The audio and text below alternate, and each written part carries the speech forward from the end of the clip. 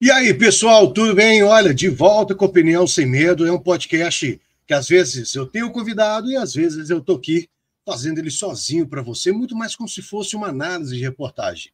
Tá legal? Mas antes de eu efetivamente falar sobre esse tópico, caracas, velho, olha, desde o ano passado eu falei, eu vou fazer esse vídeo. E aí eu comecei a enrolar, vários outros assuntos aparecendo aqui, muita coisa nova aparecendo, mas esse assunto ele precisa ser discutido, certo? Minha Casa Minha Vida 3 não está dando certo, não é aquele programa de tanto sucesso como Minha Casa Minha Vida 1 e 2 nos dois primeiros governos do Lula. Por que será?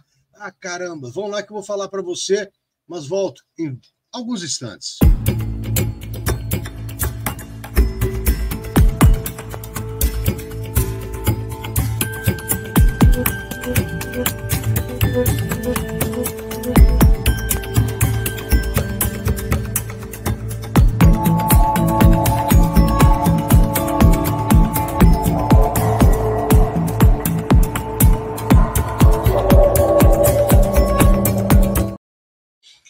E aí, pessoal, olha, antes de eu começar a falar sobre esse tema, que eu tenho certeza que vai chamar um pouquinho de atenção, vai dar aqueles questionamentos de sempre, mas tudo bem, né? Temas polêmicos são tratados de uma forma bastante inteligente, sempre com base e fundamentação, aqui no Opinião Sem Medo.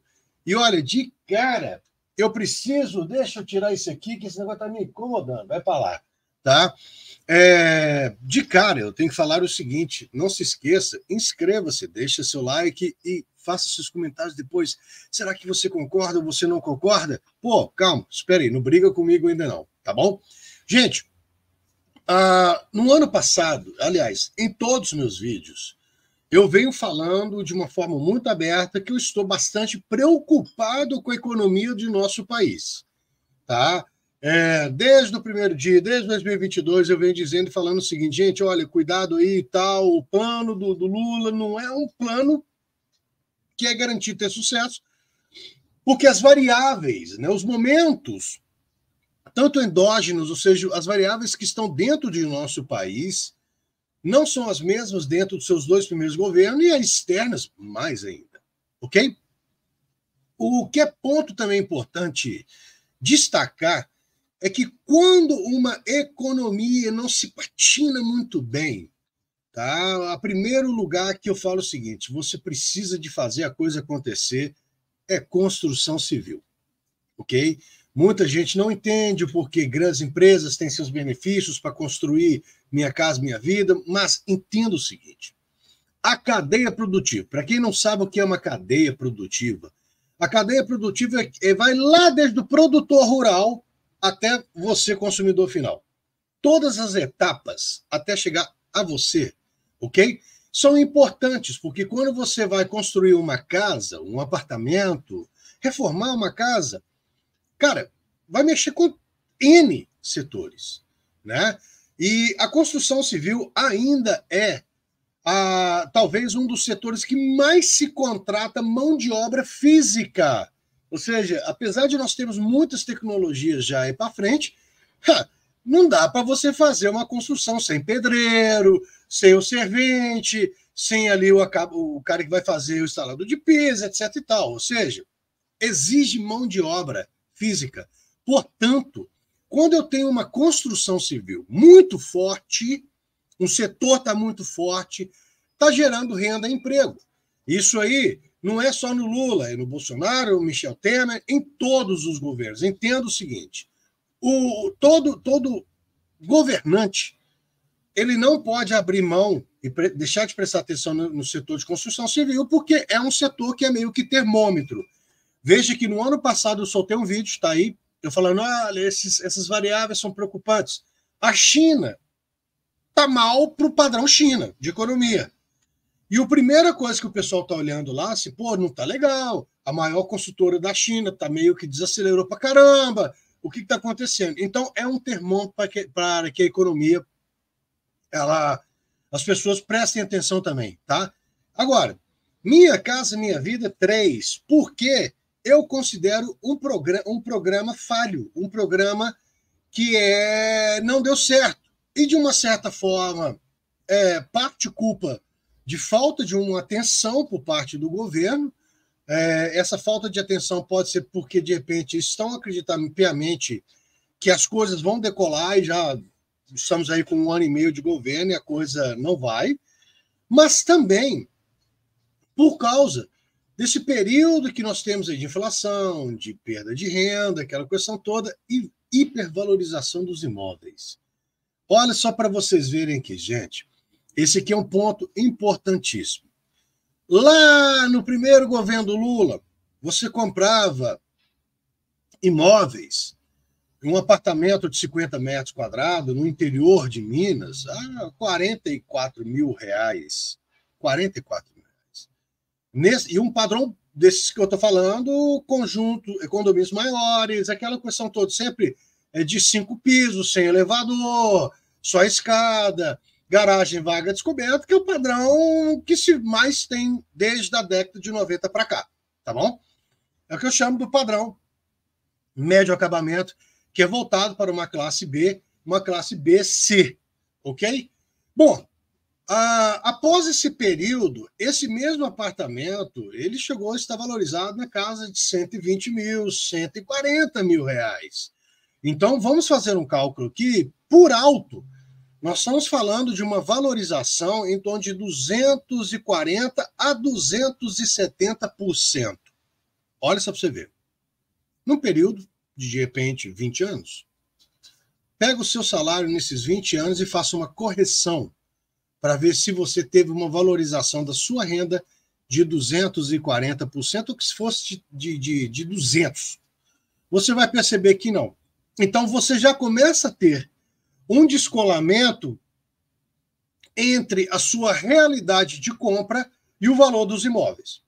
Vamos trazer agora mais para dentro da nossa realidade, nesse momento, 2024, capitais, que é um grande problema. As capitais já não têm muito mais espaço, automaticamente qualquer imóvel, quando é construído, ele já entra num patamar de venda muito alto. Então, um apartamento hoje de 45 metros quadrados, mesmo padrão, sem elevador, 5 andares, vagas descobertas, um condomínio maior, aí normalmente aí, a partir de 200 unidades para cima, na planta se vendia isso a 160 mil. Hoje, 200 mil, 220 mil, ok? Eu estou trabalhando com imóveis acessíveis. E aí vem a coisa.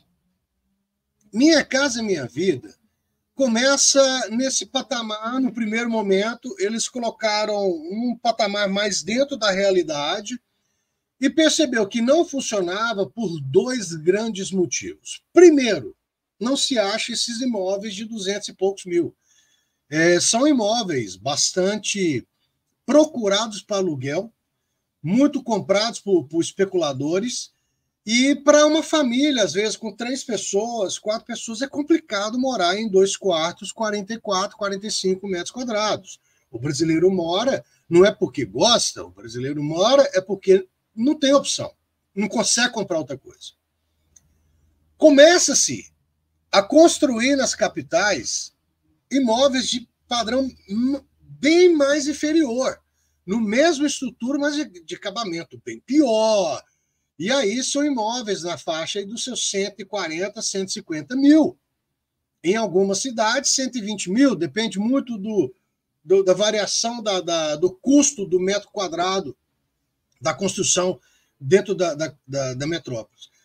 Mas esses tipos de imóveis, normalmente, eles são quase todos subfinanciados por aquela questão de transferência de renda, famílias nem mais C, está ali para ceder, e são imóveis que estão localizados em lugares muito ruins, não estou dizendo bairros ruins.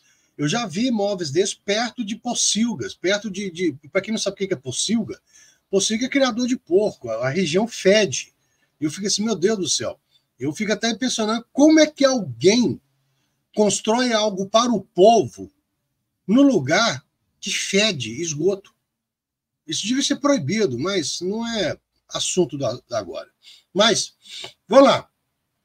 O governo fez um pequeno ajuste no ano passado e já soltou, falando, e agora? Agora sim, vocês podem comprar imóveis até 350 mil reais. Opa! Beleza! Nós estamos falando já do público B. B, aquele que tem uma aspiraçãozinha de ser A, tá? A classe média tradicional, ok? 350 mil reais, que legal, gente, que bacana. Então tá. Vamos colocar um custo de emolumentos básico em torno de 10%. Por enquanto.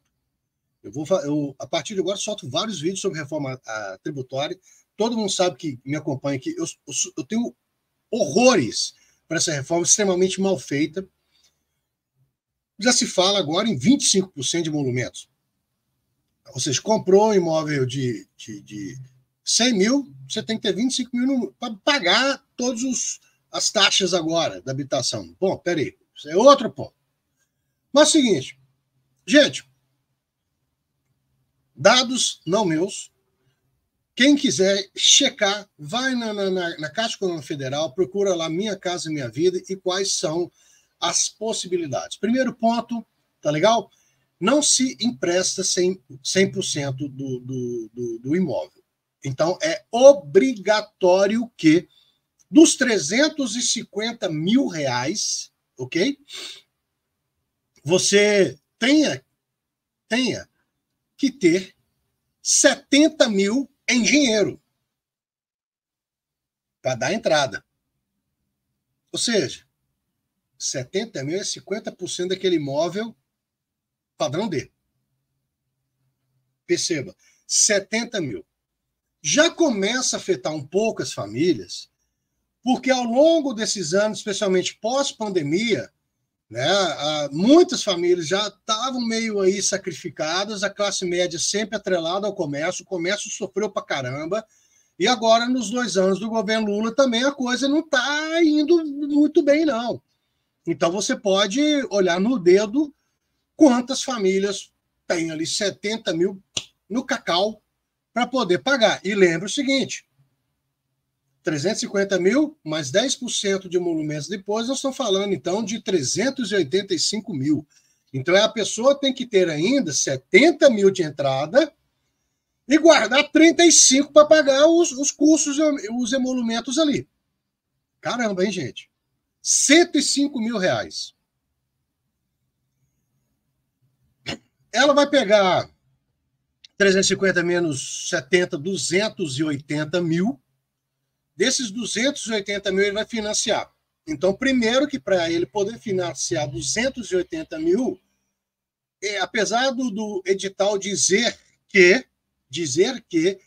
renda a partir de 6 mil, a Caixa vai olhar, hoje olha tudo, score, que trem todo, pode correr o risco de não ter seu financiamento. Então, ele vai ter que juntar a sua renda, que depende da esposa, para provar que tem condição de pagar. Mas por quê? 280 mil reais, eu fiz um cálculo muito rápido ali na calculadora do próprio Caixa Econômica Federal, tipo, simule seu financiamento, né? Um empréstimo de 280 mil, são 35 anos, pagando em uma prestação próximo a 3 mil, vamos botar um valor redondo, a 3.100. Para quem recebe 6.500 reais, bruto, isso é um outro ponto, você tem no seu contra-cheque 6.500, você não recebe 6.500, você paga imposto de renda, dedução de INSS, e se tiver seguro saúde, por aí vai. Tá? Então você não recebe 6.500. Mas mesmo assim, vamos falar que você ganha líquido 6 mil. Para 3.100, mais de 50% da sua renda líquida está comprometida. E aí você tem taxa de condomínio, os seus custos da vida. Então, quando você vê o governo falando que, oba, parabéns para vocês, eu coloquei 350 mil reais, visando, de repente, um programa para pegar essas casas, tem muita casa germinada na faixa de 300, só que aí Soltou o programa, as casas de 320, 340 foram para 400 mil reais. Tá? Então, o que aconteceu? Houve uma elevação dos preços, há um comprometimento da renda, há um risco de endividamento, e lembrando que, início de 2023, o STF aprovou, né, aquela lei lá da retomada dos bens de quem pegou financiado. Então, pegou uma casa, está financiada. Antes, deveu, existia todo um processo para poder tomar sua casa. Hoje, com essa nova decisão, cara, deveu, você só vai receber uma intimação e tchau, paga isso aqui tudo ou perdeu. Aqui no condomínio onde eu moro, já tivemos casos de pessoas que estavam doentes, não conseguiram pagar e quando voltaram para casa já tinham perdido o apartamento. Então, isso também repercute contra, porque as famílias ficam com mais medo, mais receio de fazer uma dívida gigante. E olha, o custo de financiamento é muito mais alto do que qualquer retorno de investimento. Então, não dá para você pegar 100 mil e investir achando que você vai pagar a prestação. Você não consegue. Então, por isso, por essas situações, é que eu venho dizendo para várias pessoas que Minha Casa Minha Vida 3 é um fiasco, não vai dar certo. Mas não dá certo, por quê, então? Enumerando aqui os pontos. Primeiro, nós temos uma supervalorização dos imóveis, tivemos um comprometimento da renda, as pessoas não conseguem, a renda das pessoas não acompanhou o preço das coisas.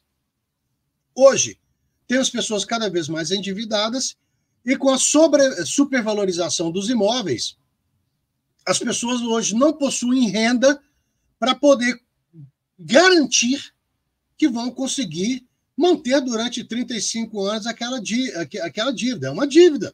E o pior de tudo, você pode morar aí na sua casa 5, 6 anos, ter um momento financeiro bastante ruim e durante esses 5, 6 anos perder tudo. Porque eles não te devolvem nada. Né? Porque quando você financia o imóvel, você está deixando esse imóvel como garantia de que se você não conseguir pagar, ele é do banco. Tá bom? Gente, não tem nada a ver com partido A, B ou C, são análises econômicas, mas infelizmente Minha Casa Minha Vida 3 do governo não decolou e nem vai decolar. São as coisas que eu estou dizendo. Por mais que as pessoas dizem para mim, tá tudo lindo, tá tudo muito bonito, eu vou às ruas, muito aluga-se, muito vende-se, muito comércio fechando, muito pedinte. Não, a economia não está tão boa quanto querem pintar para a gente. Até o próximo. Não se esqueça, inscreva-se, deixe seu like e faça seus comentários. Até o próximo vídeo.